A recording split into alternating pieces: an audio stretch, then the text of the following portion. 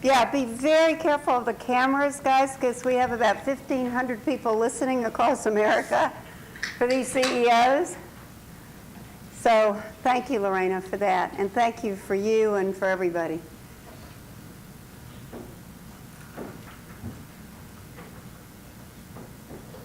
Good afternoon, America. We have some 1,500 people listening across the country today to the important issue about leadership. And it's today about Chief Executive Officer leadership. And we are so proud to have published the 100 CEO Leaders in STEM. And just to tell you the importance, because what do we know about leaders?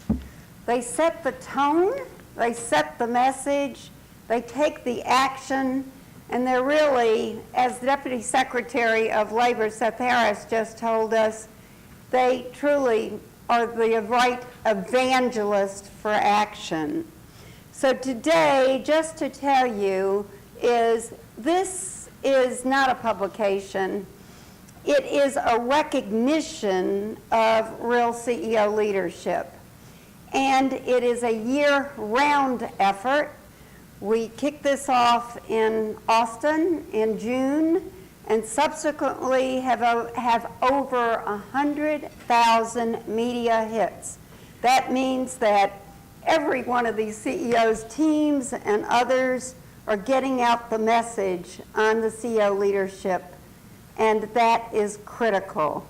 Today, we celebrate that leadership and recognition, and we will go on for a year and forever in terms of taking these messages and building the collaborations. And knowing that we start with the demand side of jobs come from the corporate sector, and they set the demand, and they must work in a collaborative way. And so for that, we've asked the Deputy Secretary of Labor, Sept Harris, to give us a minute that would be extremely important for these CEOs. Deputy Secretary of Labor, Sept Harris. Thanks. Thank you so much. Now I have 45 seconds. I'm delighted to be participating in this call. I want to thank all of you from around the country, and particularly these outstanding CEOs, for participating in today's event. Government can't lead this effort. It certainly can't do it alone. In order for training institutions like community colleges and four-year colleges and workforce investment boards around the country to provide workers with the skills that will lead to jobs, we need corporate leaders, employers, small and medium-sized enterprises around the country, chambers of commerce, other organizations and business associations to work with the training institutions so that we can know what competencies and skills workers need to have to succeed in these jobs. So corporate leadership, employer leadership, business association leadership is the key to our success. And with these 100 CEOs giving us their ideas about how to provide that leadership and where to provide that leadership, I think we're off to a terrific start. So I want to thank STEMconnector for its leadership in this field, thank these CEOs for participating in today's event, and thank everybody who's on the call for participating as well. Thank you very much.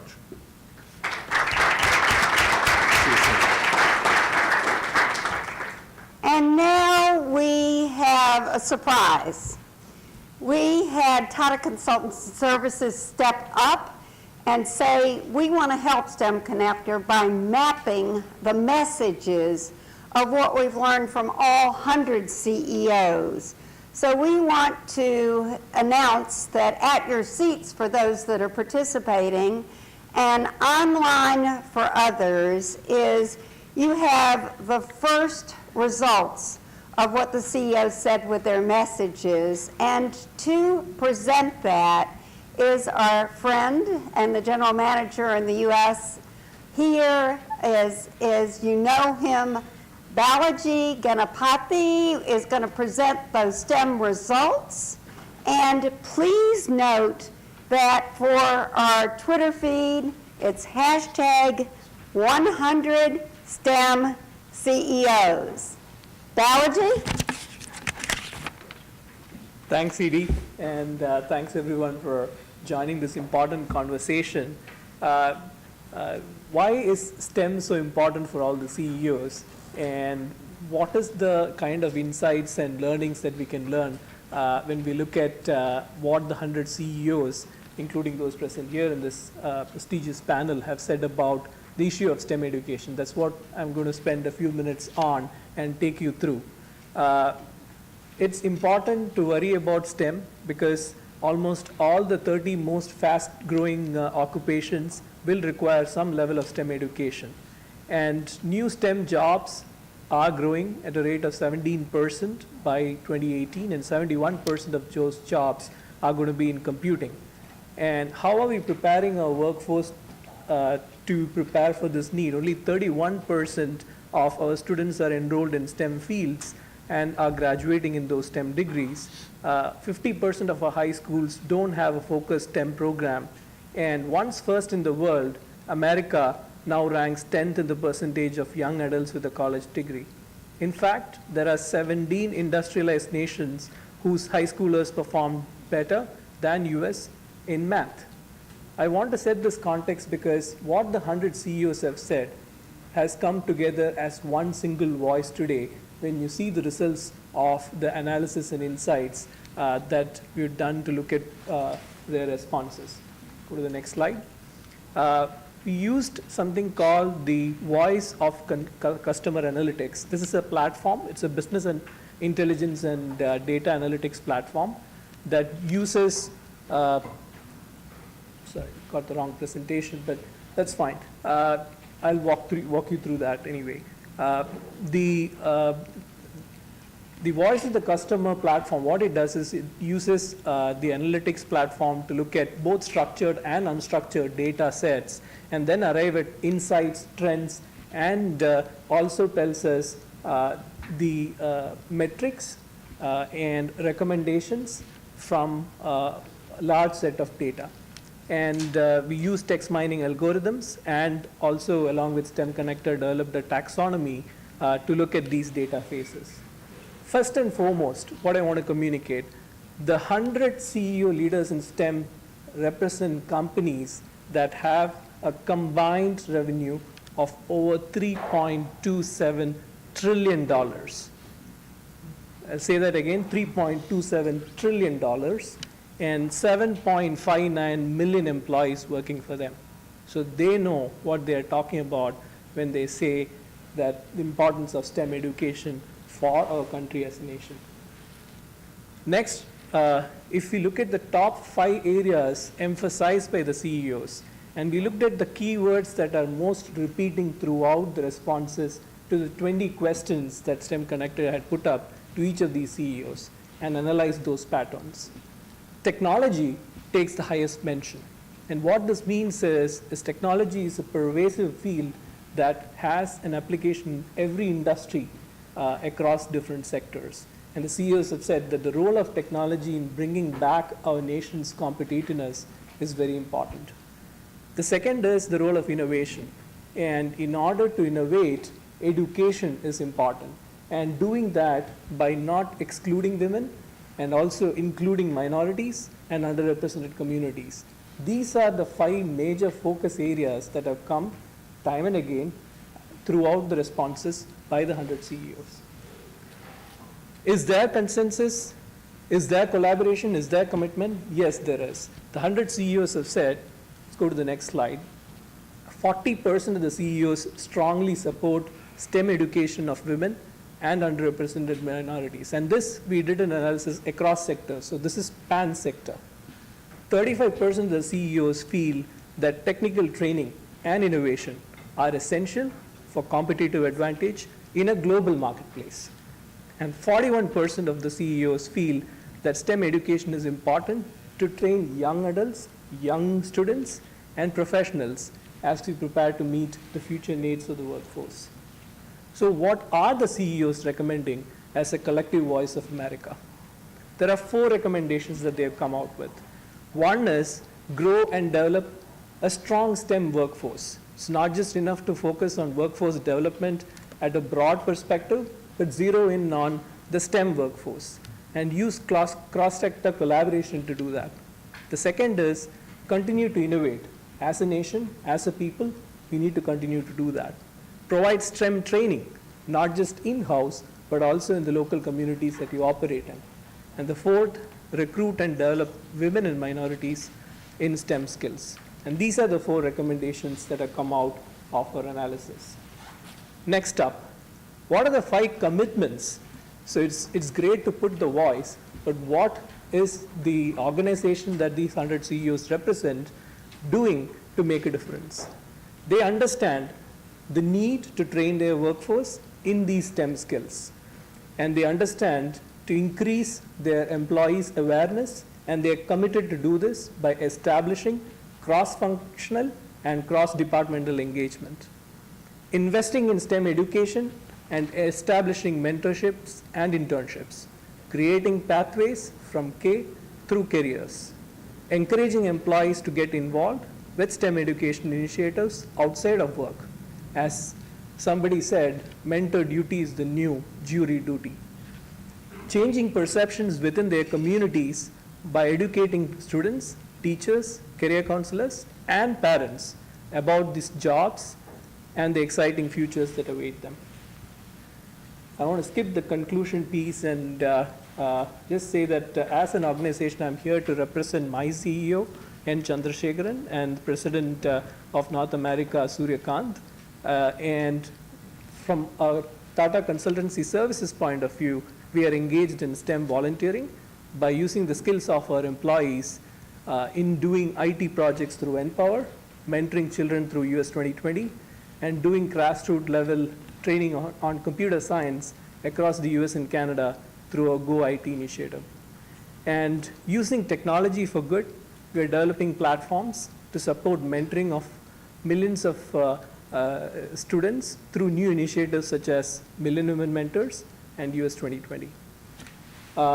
The last thing I want to highlight is, in addition to those who are present here and those who are, this is something that you can use as a thought piece to talk about what the industry is spoken as one voice. And in order to do that, you can go to on.tcs.com/STEM 100 CEO talk, and we've built a microsite just to highlight all the analysis and the insights that have come.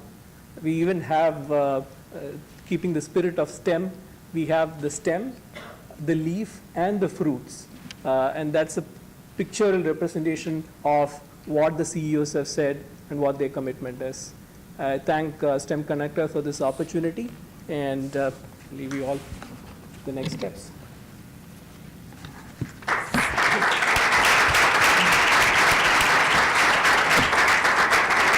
So thank you, Tata, and for the microsite where all this information is. It'll also be up on STEMconnector. So for the 1,500 people on the line and your teams, thank you for the lessons and the messages learned. You know, we are really happy today to have a woman CEO moderate this panel. And that is the president and CEO of an institution that we all know, love, listen to, and admire for its programming from children to adults, from its videos. It is a tremendous, tremendous opportunity to introduce the president and CEO of PBS, Paula Kerger. Paula?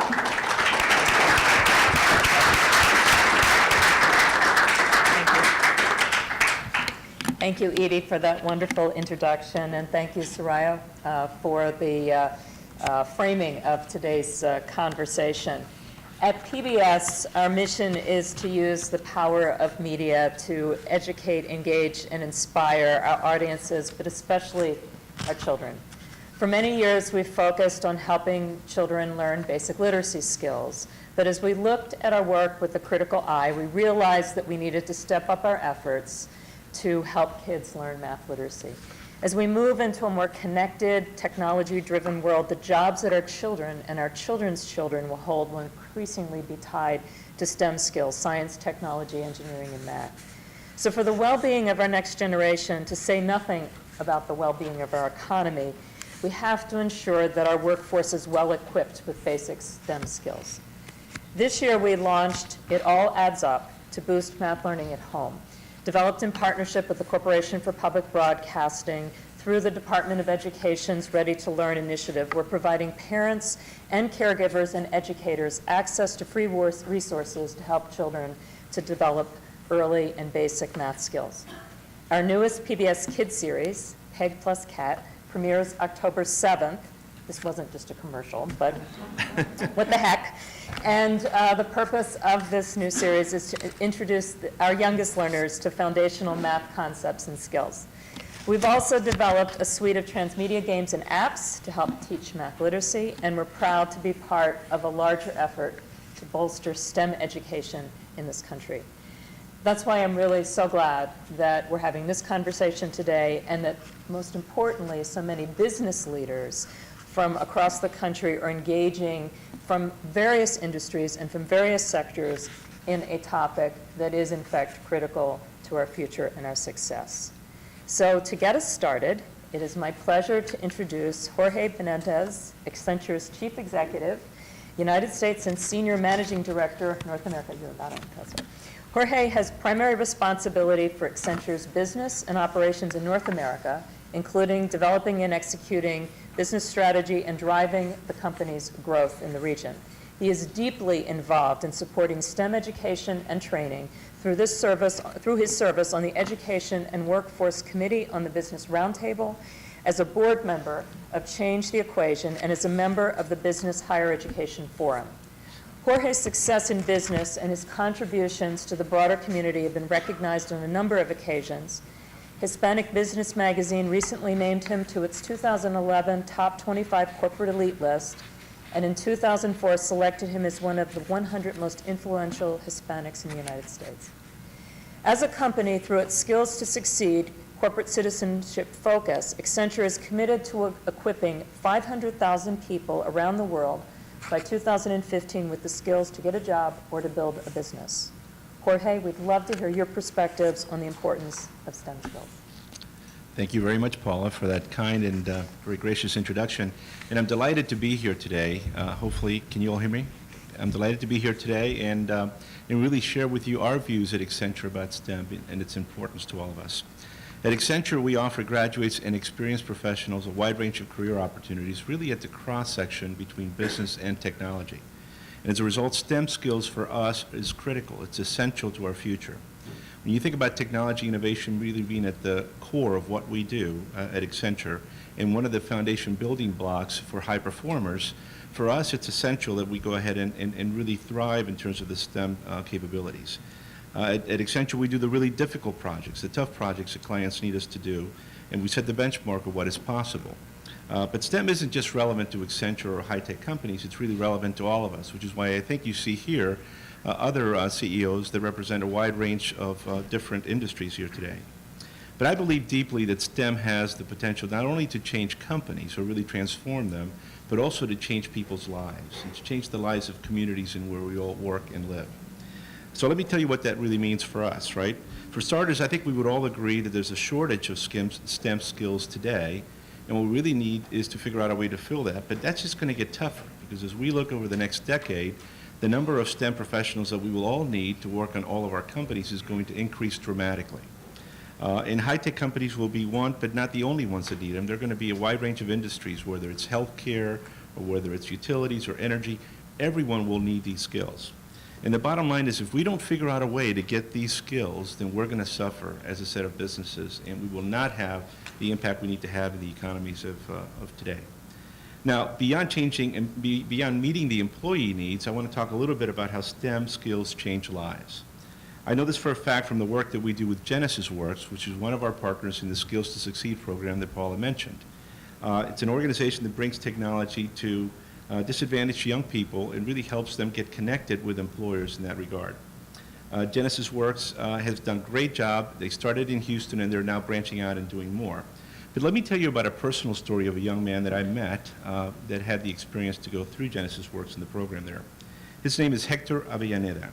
I got to know Hector through the partnership we have at Genesis Works, as I mentioned, and really learned about his story, and let me kind of share it with all of you. Hector grew up in one of the toughest neighborhoods in the southwest section of Houston. As you can imagine, going to high school there and trying to get home, he was exposed to a lot of very difficult settings. He had, all kinds of violence and drugs and all kinds of things around him. And really at the time, what he wanted to do was figure out a way to just get through high school, and he was going to join the Marines. And he really didn't have a plan to do anything more beyond that. So as a high school sophomore, one of the things he got exposed to was this concept of how do we get to learn more about technology through GenesisWorks, and through that process got connected into the program, and as a result has really changed his life. That led to him getting a job with a major company in Houston, which really allowed him to then position himself to go to college. He then had the opportunity to attend Texas A&M, and he got a degree in technology management from that school. Now today, many of Hector's old friends are either in jail or have had worse situations, but really he's an example to a lot of folks. At the age of 24, he's a project manager for a Fortune 50 company. He's doing very well there, and he has a new goal in life. His goal in life is to start his own internet-based company, and he plans to do that in the next 10 years. And having met Hector, I can tell you that I think he's going to succeed because he's very driven to do that. But beyond just his own story and what he was able to do himself, you can see that by doing this, he's going to hire other STEM graduates, build the company that he wants to take to go forward, and at the same time will add to the local community and will add to our overall economic boost as a result. So STEM does change lives, and it creates opportunities and really powers economic growth. It's really at the essence of what living the American dream is all about. So how does STEM really, how do we drive the demand for STEM skills going forward? It's clearly an issue for us in the U.S. It's an issue for us in lots of industries, as I've mentioned. And we strive to support this at Accenture in a number of different ways. We have strong relationships with a number of organizations and offer scholarships and mentoring programs and a number of other things to allow people to really understand the power behind STEM and how they can take advantage of it. At the same time, we spend a lot of time internally trying to drive the development of our people as well. We spend over $850 million a year on educating our own workforce, and a big portion of that is STEM related. We're also trying to do more. We've recently joined an initiative with the Harvard Business School that Dr. Michael Porter has underway to figure out how we can continue to be a more competitive market here in the U.S. And we're focused in one of the 6 categories of his study to really figure out how does the skills element really work and how can businesses take an even greater role in defining the skills that we need and figure out a way to really leverage the capability of business drive. I will tell you that STEM disciplines, I mean, we're very early in our research on that, but STEM disciplines continue to feature very, very high in that regard, and I think will be a big part of what we're going to conclude is really a big part of the future. So as we describe the future, we know that not all companies will take the same path, and not all of them will have the same blueprint. But I would leave you with a few suggestions for you to consider. Number one, I think every company has already a key resource that they need to leverage as it relates to pushing forward on STEM, and that's the people that exist in the companies. I will tell you that those resources at Accenture are fundamental to our continuing to get talent. We have 45,000 people here in our North America business, and we spend a lot of time working both experienced hires as well as colleges all throughout the U.S. and Canada to try to figure out how we can attract more folks to join Accenture.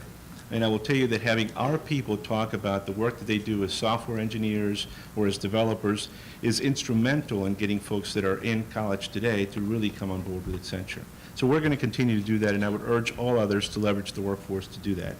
Secondly, I would say that companies need to anticipate the skills that they need in STEM and really try to figure out a way to position that as part of their overall talent strategy. It's not something you can do in a month or in even a year. It takes a long time, but it is something that you can plan for and do a better job of achieving. And finally, I would say that advancing STEM is not just a job for any one company to be able to do well. And as the Secretary mentioned, I think there's an opportunity for us to be able to join forces and really create private-public partnerships and drive a lot of this demand for STEM through that forum. There are a number of examples that I'm part of and others that I'm sure others will talk about, such as the Business for Higher Education Forum and Change the Equation, the work that Eric and I do at the Business Roundtable that is really aimed at bringing these forces together, because fundamentally, if we don't come together to solve this problem, it's not going to get resolved. And so that would be my final comments that I would leave with you. I think STEM is fundamental. I think we have a long way to go, but I think it's in building these kinds of relationships that allow us to really make the impact we want. Thank you, Paula. That's great. Thank you, Jorge. And I think your final point about partnership is probably the most critical and I think relates to this forum today. I think the ability for organizations to come together around STEM is really going to be the thing that tips the scale if we're going to be successful in ensuring that we have a generation of young people that are prepared to take on the jobs and drive the economy for us moving forward. It's an honor to introduce Eric Spiegel, President and CEO of Siemens Corporation. With 60,000 employees in the U.S., Siemens provides solutions for affordable and efficient healthcare, the nation's infrastructure needs, cleaner sources of energy production, and industrial productivity.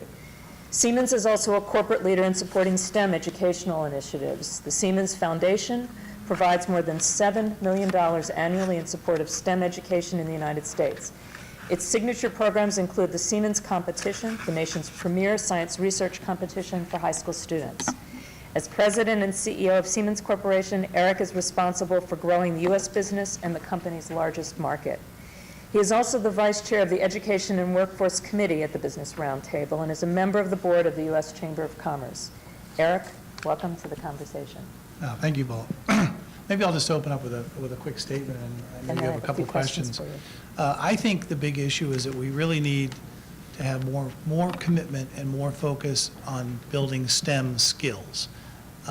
STEM education is very good. We need to do more of that. We don't have enough people who are interested in STEM coming out of high schools and even in college programs. But the big issue that we see is really building real marketable skills. If you take a look today in the United States at the high school level, there was a recent study done, 29 OECD countries, we ranked absolutely last for high school students in developing real skills. If you take a look at college, half the people graduating from college today say they don't think their college education will help them find a job, whether it's STEM related or not. We also know that STEM jobs are growing much faster than non-STEM jobs. Okay, so we need to find a way to fill this gap that we have, because companies like Siemens and other companies around the U.S. are saying that 40% of the jobs they have, they're having difficulty filling, particularly STEM jobs, because they don't find people with the right skills. So clearly we have this skills gap. Doing more with improving K through 12 education is good, but I think we need to start looking at some real tangible solutions to building actual skills. So from your perspective, how does a young person acquire these skills? What do you think is the pathway to that forward? Well, first of all, I think we really can't put just the onus on young people today. They don't understand what the skills are that are going to be needed for the future. They don't really, they're not getting, I don't think, the best guidance from schools, and often parents don't even know where the jobs are. So I think it's really, a lot of the onus is on corporations, companies that are going to ultimately be hiring people into jobs to help them better understand where the jobs are today and where they're going in the future. And we have a big perception gap in a lot of jobs out there, the jobs of the future, in terms of where those jobs are going to be. I think for years, we've told our kids going through high school, I know I was told this personally, get good grades, go to school, take whatever you want, follow your passion, chase your dreams. The problem is a lot of people are graduating with degrees, chasing their dreams, but there's no jobs. So we have a fundamental disconnect here that we need to fix. So in terms of what can students do, I think first of all, again, we need to push for more real skills development in the high schools. There's a good program out there that IBM has started called PTech, which is a 9 through 14 program. They take the normal high school courses, but they also take a lot of courses around computer science. They come out with a degree in computer science. I think they come out with a certificate, a real certifiable certificate around computer programming, and IBM hires everyone that comes out of the program. That's a program that could be expanded very broadly. We started a program in one of our plants. We built a new gas turbine plant in Charlotte, started an apprentice program. In Germany at any one time, we have 10,000 apprentices, just Siemens in Germany. And what we do there is we hire talented people out of high school. They work half-time in our plants. They go to school half-time. It's about a 3.5-year program. They graduate with a 2-year college degree. They get a journeyman certificate. In this case, in Charlotte, it's around mechatronics. We pay them while they go to school, and we guarantee them a job if they pass the course. So they graduate with no debt. They have a job. They have a degree. They have a certifiable skill, okay? It's the floor of their career. It's not the ceiling for their career. So it's really can launch their whole career. They can go take more courses and more education later on if they want to continue to move up into other jobs. But those are two ways that I think we can start to really develop real skills earlier and do it in a more efficient way, because it's going to end up with people who are going to get hired into jobs that companies really need. So you talked a little bit about the relationship between the corporate sector and students. How about between the corporate sector and the educational system? Are there ways that those two sides of the equation can come closer together so that it is clear as those that are wrestling with education reform are actually building into a future where they're helping to prepare the next generation? What's the role that the corporate sector can play there? Well, I think it's a good question, because I don't think there is a really good vehicle today. Not yet. And in the places where we've been, for example, developing these apprentice programs, we've had to go out and work with high schools and with the community college. In fact, the community college that we worked with in Charlotte, Central Piedmont Community College, we helped them develop the curriculum. We sent teachers over to Germany to be trained. So it's quite a bit of work. The first program we started cost over $160,000 per apprentice. That's not sustainable long-term. We need to get that cost down. In Germany, it's about a third of that cost. So we need a natural mechanism to get where companies can work with educators and parents, and also with local governments. I mean, one of the things we found is on the Business Roundtable is that the skills that are needed in different parts of the country vary. I mean, some skills are needed everywhere. I mean, IT skills are needed just about everywhere. But if you take a look, for example, at the southeast of the U.S., there's a lot of manufacturing growing there. So there's a lot of manufacturing skills that are needed, and there's not many of these programs in place today. So we need to find a better mechanism. In Germany, they use the equivalent of the Chamber of Commerce to help orchestrate that supply and demand. Where is the demand for jobs, and how do we make sure we have the right supply coming out of our schools? I think in the U.S. today, we really haven't found that mechanism.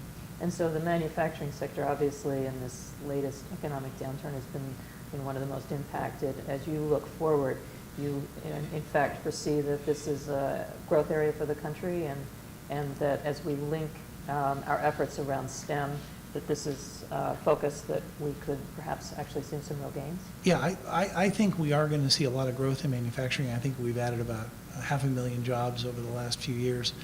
We can do a lot more. The economy's been pretty slow. I think, again, if we want to encourage more investment domestically, but also want to encourage more foreign companies to invest here, we're really going to have to focus on a couple things. One is most people now like to marry their R&D and their manufacturing.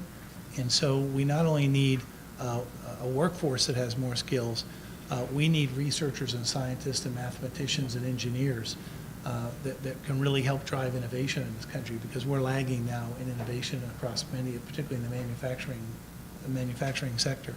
And so we need to do more there. I think the other big thing is there's a real perception gap about manufacturing.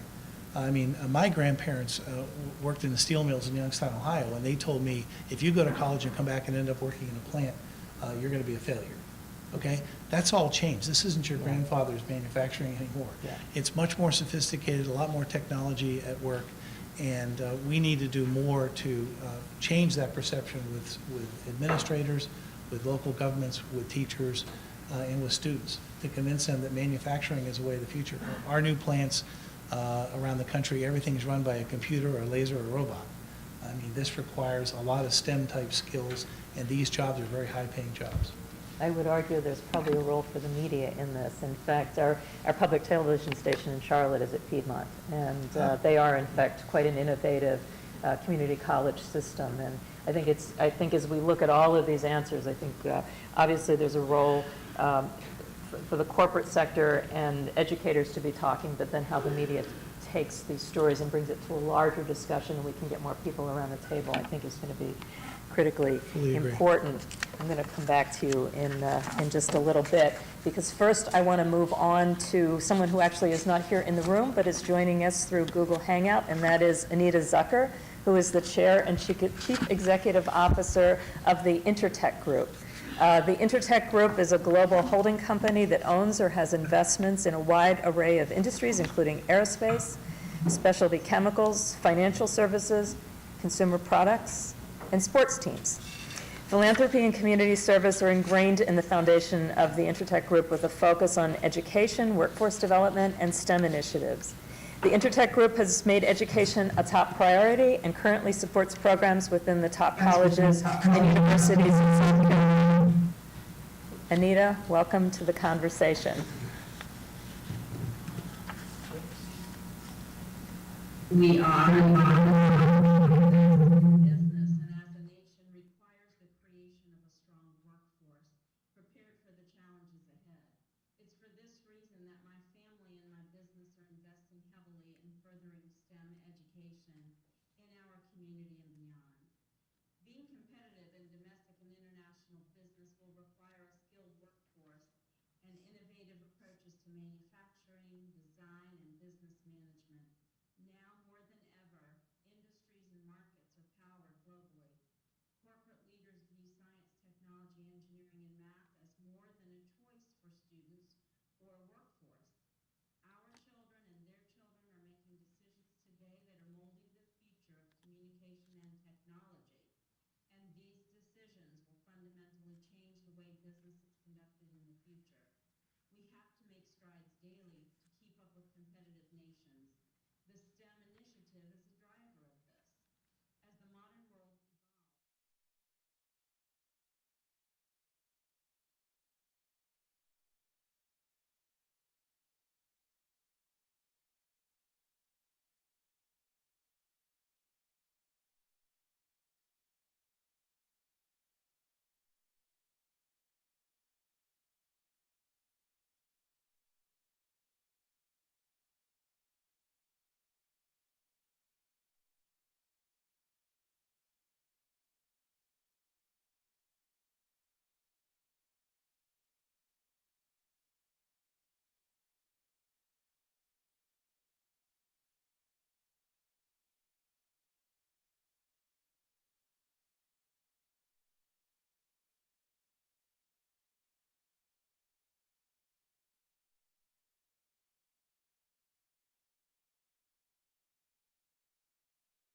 is inspirational. I'd like to now turn to someone else who's joining us through Google Hangout. That is John Viemeyer, who's the Chairman and CEO of KPMG LLP in the United States and Chairman of KPMG International's Americas region. KPMG provides audit, tax, and advisory services to businesses and governments worldwide and has been recognized for its efforts to improve communities, protect the environment, and support education with a special focus on STEM skills. As Chairman and CEO, John leads a team of 41,000 audit, tax, and advisory professionals, and with more than 35 years of experience building and directing high-performing teams and advising some of the world's leading companies, John is an influential voice on business and financial issues, including ethical leadership, diversity, and education. John, welcome to the conversation.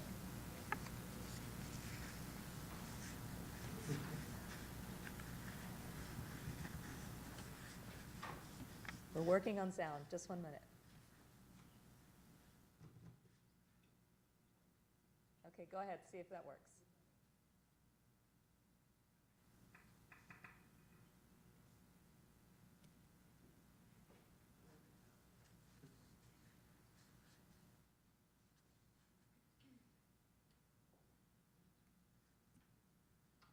Paula, can you hear me now? Can hear you now. Great. You're on. Go ahead, John.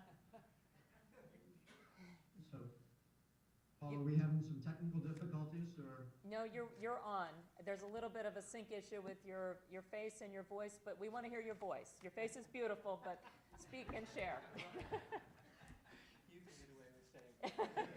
Paula, is this working at all or not? Yes, it is working. Go ahead and share with us.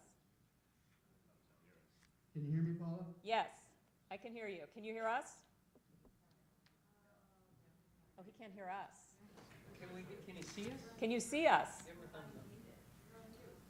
Hey, Paula, are you getting any of my Can you audio unmute me? at this point? Yes, you're good. Go ahead. You can hear me now? I can hear you now.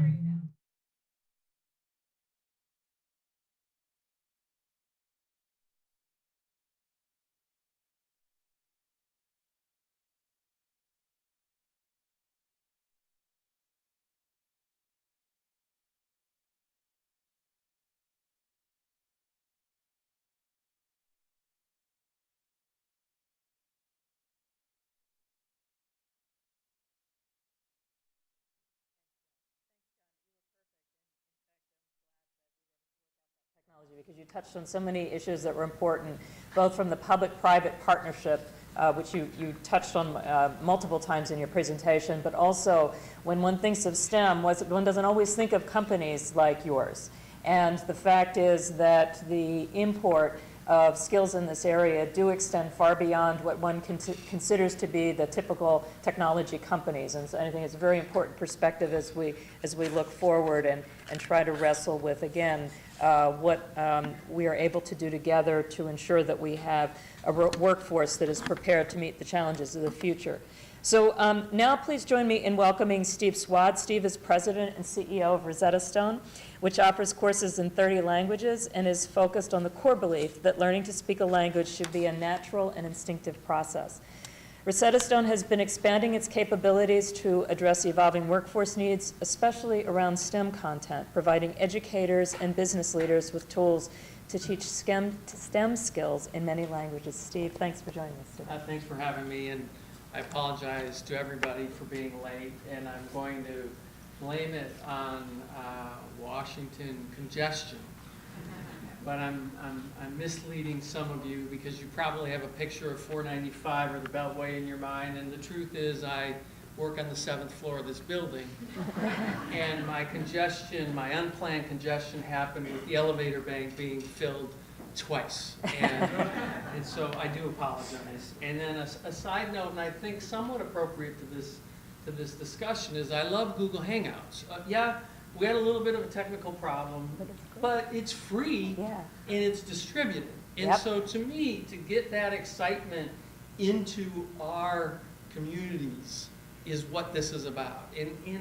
And while I see it, we use it as a company all the time, it's a beautiful technology, and it's one that's expanding. And in fact, you could put funny hats and mustaches on John. I would have loved to have had the keyboard just to do that. But anyway, so I do love the technology, and thanks for having me. That's why you weren't given the keyboard. There's probably a reason why I didn't get the keyboard.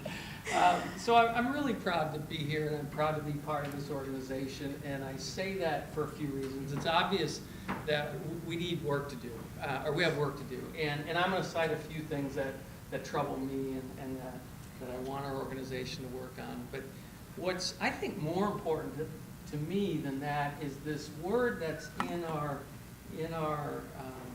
title. It's connector. So it's STEMconnector. And to me, the power behind this is that we all are doing things individually, and we're making a difference. But if we can kind of corral our energy around 2 or 3 things and get this team plus the extended team focused on a handful of things, I think the probability of success goes from some small number to some large number. And so I'm proud to be part of that. You may be thinking, what's this guy that teaches language doing here? And that's a very good question. I was late. But there's, the company actually, the core of the company, we're a learning company. And so we succeed if our students, and we're about 20,000 K-12 schools, if our students succeed or if our customers succeed. If they learn, we win. If they don't, we lose. And then we use technology to enable that and to scale that. And so technology is actually a key part of the DNA of our company, and that's why I'm here. Also, we're extending beyond language into learning. And recently we just bought a company called Lexia Learning in Boston, and they teach K-5 reading through technology. And so we've got, over 1 million kids right now using our product to read. And I have a view that underneath STEM is some fundamental skills that are missing, like reading. And so that too brings me to the table. And then lastly, investing in technology is a key priority of our company right now. And it is one of the few areas where we are doubling down because we think these new products and new services will bring good things to our company. And so I am experiencing firsthand the challenges of getting talent into our company that's qualified. And so that's why I'm here. I want to share with you a few statistics. I bet you know them. They are troubling to me. And the first one is half of our high school students are considered ready for math in college, half. And under a third are ready for science. And so while I'm not great at academia, and I haven't given grades out in a long time, those scores are horrific. And those scores are not scores that equip us to win. And so to me, these are off the charts, calling for help, and kind of symptomatic of the problems I'm seeing in the workplace. That's important. The other one, and we've touched on this a little bit, is innovation. And I believe that when you build a group of people that have different experiences, different backgrounds, different cultures, the ideas flow better. And I see it all the time in our company. And so this notion of bringing women and minorities into the mix of decision making, I think will help. The probability of innovation goes up as you expand out your talent pool and you distribute those who are communicating against problem solving. So I understand that less than 20% of those in the engineering field are female. And so to me, that is a handicap to innovation. So between underperforming in math, underperforming in science, and less than a quarter of the people being female, I think these are call-outs to action. I'm gonna wrap quickly by saying, as I was preparing for this, and I figured a lot of us would be saying very similar things, and indeed, everything John said I agree with, and everything my colleagues have said I agree with. The thing that I'm trying to do, though, is I'm using this as a motivator for me too to keep up my end of the bargain. How do we change this? How do we get 50% to 75 and 75 to 80 and 80 to 90 and 90 is like an A minus, and then I'll probably bow out of the process when we get to A minus land. How do we do that? One of the things that I'm going to do and the company's going to do is show our technology and excite people about it, and excite young people about it. And it's interesting, we just released a new application to teach kids how to read and speak a language.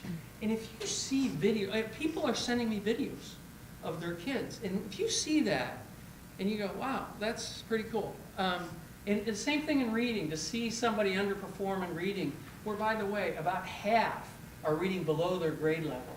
To see that change is material. And so what we're going to do is get that technology out to the marketplace, demonstrate it, and create some inertia and some excitement to bring some talent into the market. That's really great, Steve. I think when you talk to educators, one of the challenges at times in getting kids excited about STEM subjects is not understanding the applicability to their life, right, or to what they might aspire to do from a career standpoint. And so anything that really draws those connections and gets kids really thinking about the possibilities is really, I think, extraordinarily powerful.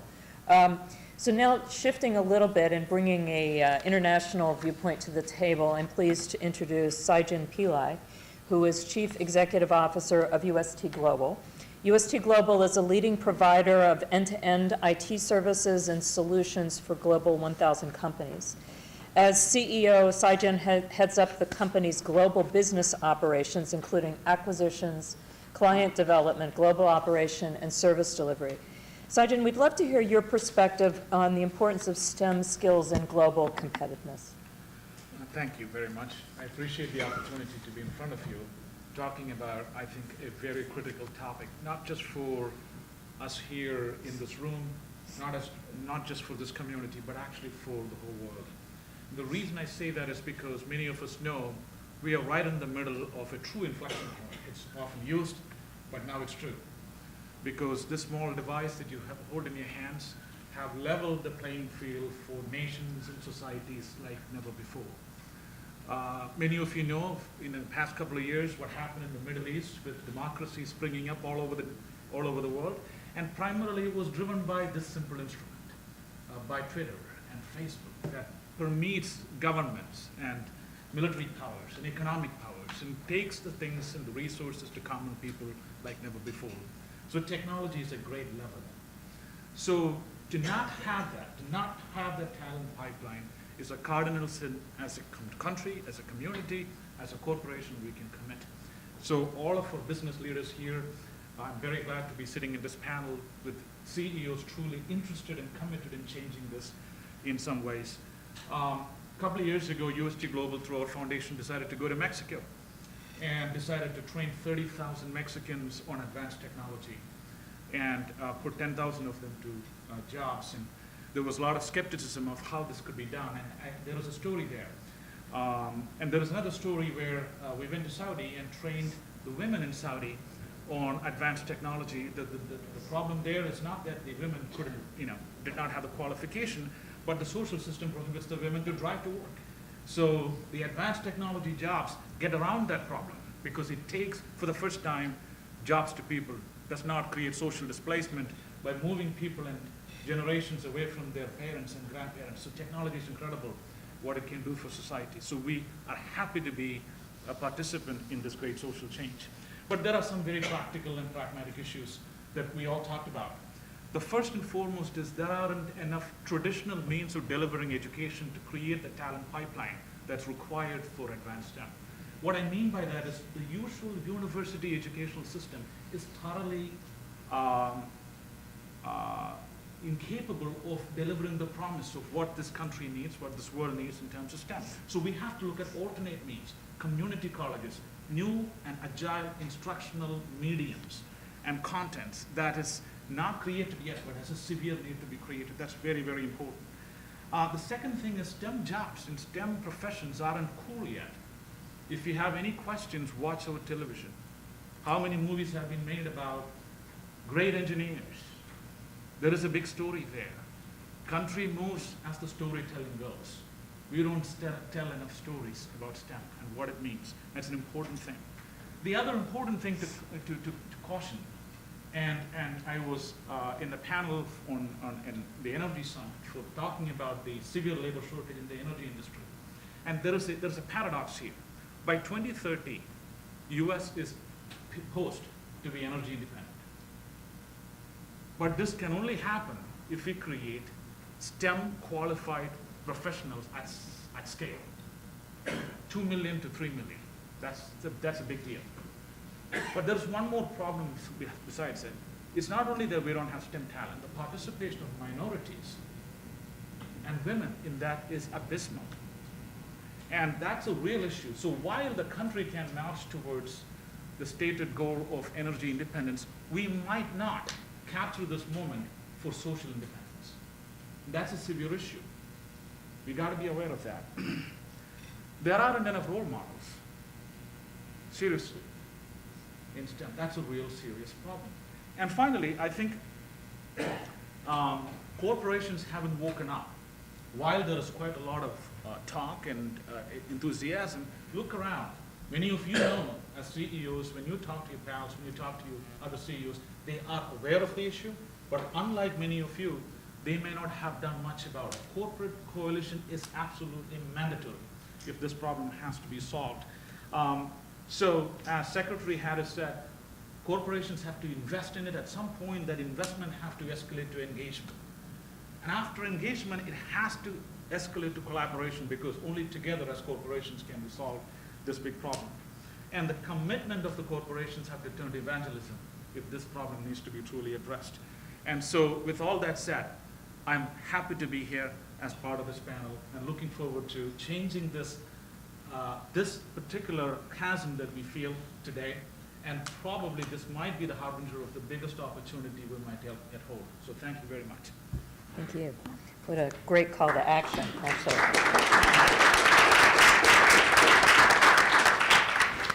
So to close out our panel discussion, we've raised the bar quite high for you, I'm afraid. It's my pleasure to introduce Al Bunshaft, President and CEO of Dassault Systems America. Dassault Systems, the 3D experience company, provides businesses and people with virtual universes to imagine sustainable innovations. Al spearheads key strategic initiatives and corporate programs, including the company's expansion into the U.S. government federal sector. Al is Dassault's leading voice in corporate citizenship and STEM initiatives, such as Teachers at Dassault Systems and Day of Service at Dassault Systems. Al, thank you for being with us today. Thank you very much. It's really a pleasure to be here. It occurred to me I wanted to start with an observation. The first part of this is a very sobering observation for me. It was 40 years ago, approximately this month, that I was starting high school. That's the sobering part. But what I wanted to point out is no one could have told me at that time what I would do in my career. No one could have described to me the job that I have or that I've done for the last 30 years. And so I think we're at a similar time today. You know, at the beginning of the 21st century, it's highly likely, and in fact I believe that we will see innovation at a rate and pace we've never seen before. We'll see more innovations in this century than probably we've seen in the history of mankind. But we'll only do it and we'll only benefit from it if we have people with the skills necessary to drive those innovations, to manage those innovations, to utilize those innovations. A number of you here asked me what we do, who we are. So I'm going to briefly describe that as a way to say why we're so interested in this subject. Dassault Systems is the world leader in a segment called Product Lifecycle Management, a software segment. We're a $3 billion company, 11,000 employees around the world. And we have over 3,000 employees here in the United States. We're driving an agenda around what we call 3D experience that Paula mentioned. And it has to do with combining rich 3D visualization that's possible today, realistic simulation of products, of the natural environment they operate in, with social media technologies that provide new ways for people to collaborate, and also new technologies that let businesses reach their targeted consumers in completely new ways. So we're transforming again the industry that I'd argue we're already the leader in. To do that, obviously we need employees with very specialized skills. Forbes in the last just 30 days recognized us as the 31st most innovative company in the world. They called us the third most innovative company in the world in the programming and software segment. We need the best of the best. And furthermore, our clients do as well. Our clients are the people that create these innovations using the software that we produce. On the first page of our corporate overview presentation, we describe ourselves as a collection of scientists, engineers, mathematicians working at the intersection of science, technology, and art. So we're all about STEM. We've made STEM the cornerstone of our social outreach, our corporate citizenship programs at DS. And I like to think of it really in three categories: inspiring young people to consider and to pursue STEM, educating them, and then retaining them in the pipeline. And we've touched on all three of those topics throughout the day today, and they're all critical ones. Big, but we're not nearly as big as some of the companies participating here. And we're looking for opportunities to really make an impact as well, and where our employees can get engaged and make an impact. And we don't have time to go through the spectrum of things here, but I thought I'd touch on just one or two examples. In the Inspire area, I really believe this is a major place that corporations can have a real impact. We're not the educators, although we can add some value there. But showing what we do and how cool it is, I think, what we do and what our clients do is a way to get kids. It's how I got excited about science and technology. We're involved in a program in Massachusetts called Digits, where our employees go into 6th grade classrooms. We touched on that. That's a key age group. And tell their personal stories, and we coach them on how to do that. So there's a module. We follow a certain format, and our younger employees, we try to get the younger ones to go into the classes and talk about how they got to do what they're doing and why they think what they're doing is really cool and fun to do.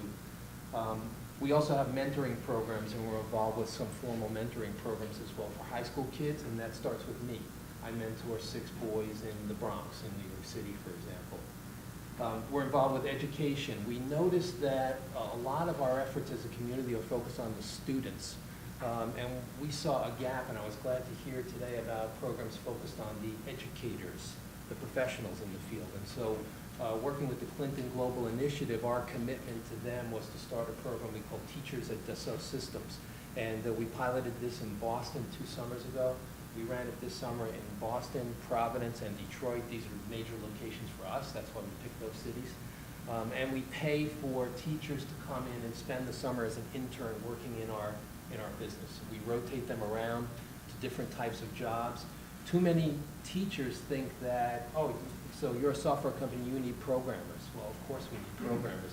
But we need lawyers that understand the STEM field, and we need marketing people, and we need customer support people, and we need, and on and on. We need every discipline. And so TADS, our Teachers at DS, helps us expose teachers to that spectrum of opportunities and skills we need in the company. And then in the area of retention, we're also have a number of programs. One is a women's initiative that we run internally. My company is headquartered in France. It was touched on earlier that different cultures have different approaches and thinking, and actually it was us, the Americans, who introduced to our headquarters the notion that the company should have a women's initiative. We started it here in the U.S., and it took a year or two, but it's now a global program in our company. And so that's important to nurture the women in our company and to encourage women to join. We also have an internal educational organization we call 3DS University, again, to build skills in a broad spectrum of areas, because I think, like many of you, if I don't keep up, it's 6 months or a year, and I'm obsolete. And that's even more true for the people who have their fingers in the details. So we have an obligation to keep our employee population current and up to date. So I believe strongly that this is an area that we need to, as a community, participate in. In our community in New England, where we're headquartered, I'm on the board of the Mass High Tech Council. And as a community, we've embarked on an initiative to try to create a dashboard that will help us monitor and track these many facets of this pipeline. So not only the educational system that the state tracks quite well, but we're going to leverage that, not only the job market, that there are a number of companies out there that track quite well, but what's happening from the employer's side to our needs over time. What do we project happening? And putting that together into kind of a holistic view of the dynamics in New England for New England-based employers in this area. And we'll be publishing that hopefully starting next year, and then the goal is to make sure we trend it out over time. So this is vital to all of us, I believe. This is vital to our society and our country, as was said quite accurately, and we're excited to be a part of it. Thank you. Thank you, Al. Actually, you did a wonderful job actually going a nice thread through, I think, all of the presentations today. And I was thinking about your opening comments, and so often when I talk to young people who are trying to think about their careers, I often reflect on the same observation that even if you look back 5 years ago and the shifts in technology, and particularly in my business in media, and how much that we now take for granted, including the way that we're connected today, that in just a short history ago was not possible.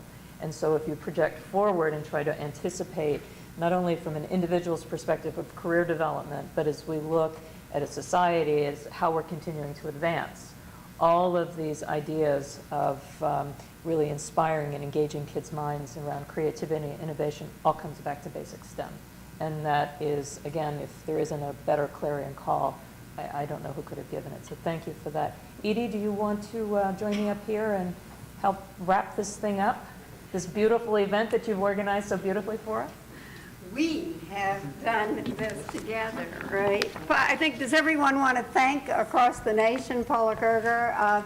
PBS for being the moderator with these CEOs. Done an awesome job. One. Thank you. And Paula, if we just hear, and I think Al, you said, is what can I do, right? Al, you said, or Rosetta Stone is clearly, and you all said innovation. You all said basically the skills gap, and we've got to solve it.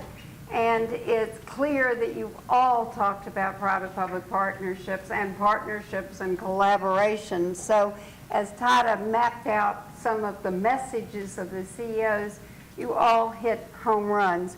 I think just on stage, if we just gave you a minute to, as the nation is still listening, and maybe we'll start with you, Jorge, as Paula and I listen to you, is as you've been listening to each other, what's your call to action?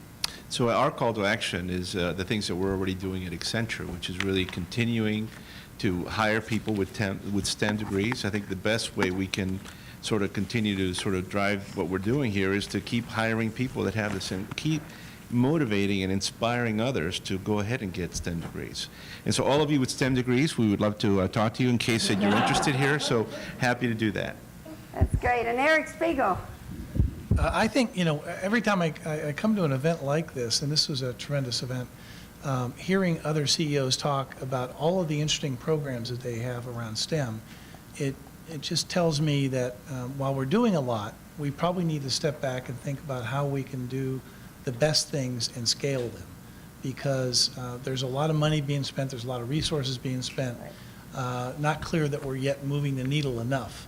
And so I think the call to action is, can we get more CEOs, more companies together? We're starting to think about this at the Business Roundtable.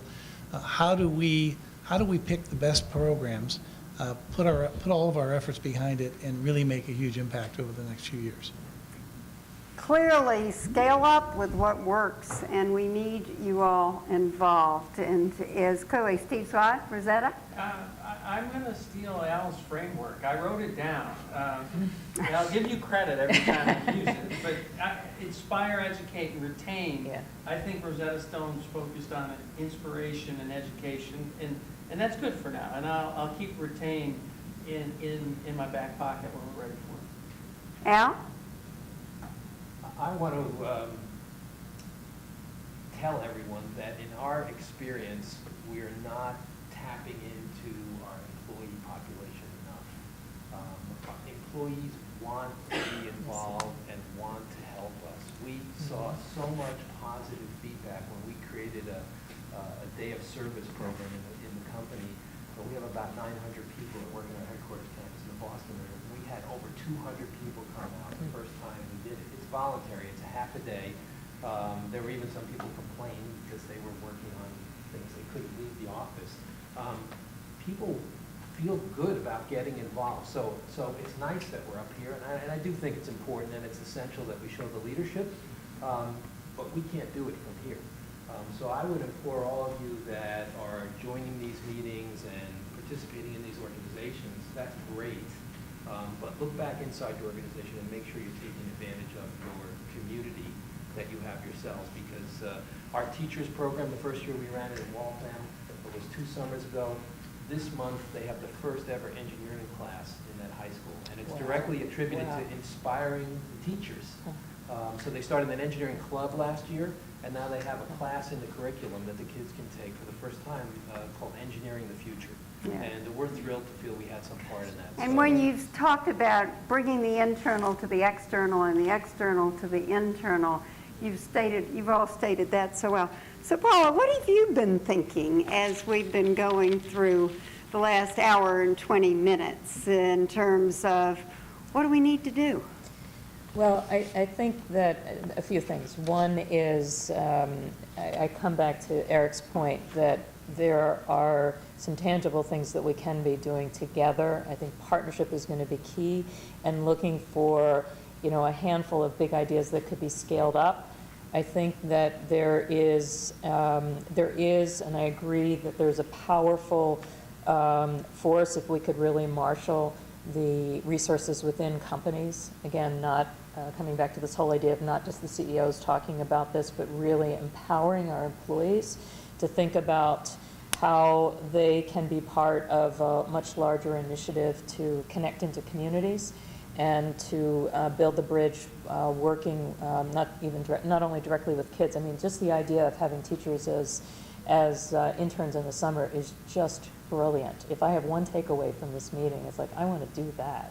You know, the idea of having teachers coming into companies and actually seeing what's going on and the vibrancy of what's happening in companies around the country, and really understanding what the needs are of companies is, I mean, because those are the most important connectors in this whole, because it's the inspired teacher that so oftentimes makes the difference in kids' lives and the path that they take, and a better sense of what the potential is for kids out there, I think is really great. And from my own perspective, really looking for ways for us as a media organization to tie into that, I think is powerful. So we've talked a lot about, you know, sort of the usual suspects. How do you align the corporate sector and the private sector, and you know, don't forget the fifth estate, because I think being able to then bring a voice to some of the projects that are working and to be able to share that around the country so that other organizations can try to replicate the same makes this then a true movement. But speak of that movement, because you talk about the fifth estate, the media, and thank you, PBS, and clearly is, what would you call on for media entities to help take what works and scale up? I'm the moderator. You're putting me on the spot. I think there are a few things.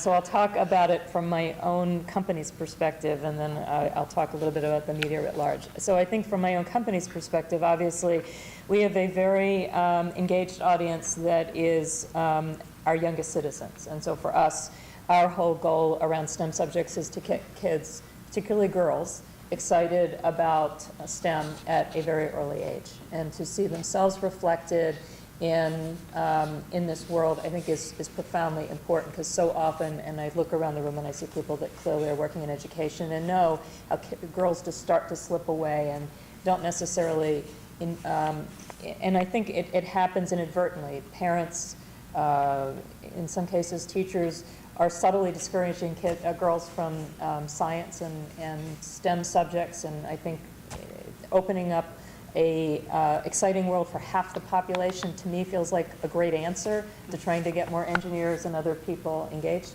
So I think there's that piece of it, but I think the other piece is the media, we're storytellers. And at the end of the day, what will drive success here is to get really good storytellers really bringing this, the story of what is happening in partnerships between the public and the private sector to a large audience. So it could be anything from convening these kind of conversations in communities across the country as true town halls, to ensuring that the reporting on what is happening is not just the negative aspect of the story and what isn't working, but really shining a bright light on some of the stories that are working, because there are a lot of good examples of work that's going on around the country right now, some of which has been talked about on this panel. And I think there's an obligation to be bringing those stories out in addition to the stories that are usually reported about the woeful state of education and the woeful state of our competitiveness in this country. It's a self-fulfilling prophecy if you continually view everything as spiraling downward rather than looking forward and seeing that the horizon is full of great richness if we just seize it by working together. To Paula Kerger, thank you so much.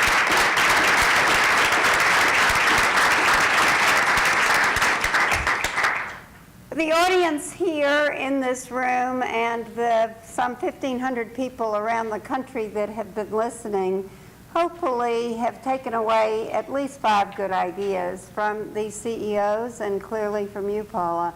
It's about that inspire one another. So thank you from the STEMconnector team all across the country.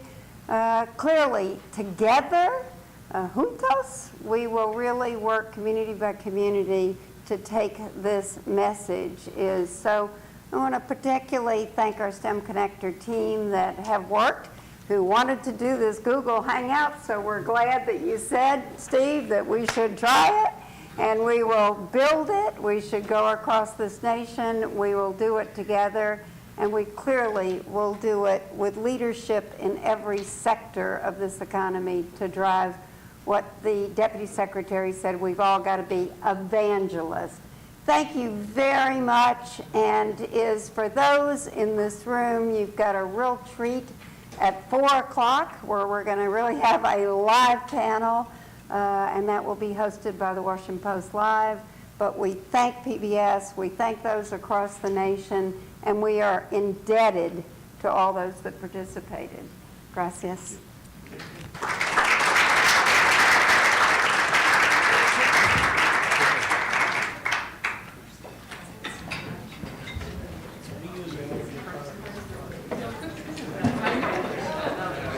Thank you.